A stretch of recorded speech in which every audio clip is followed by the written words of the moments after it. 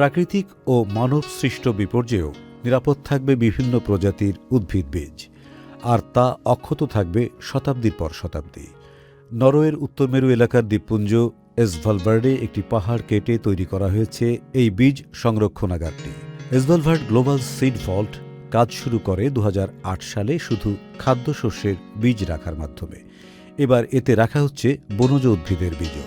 বিভিন্ন জাতের বনজ উদ্ভিদের বীজের প্রথম চালান এরই মধ্যে সেখানে পৌঁছে গেছে। সংরক্ষণাগারটিতে পুরো শিলাখণ্ড ও স্থায়ী বরফাচ্ছাদন থাকায় সেখানে বিদ্যুৎ না থাকলেও বীজগুলো হিমায়িত থাকবে বছরের পর বছর। সুখবর প্রতিদিন।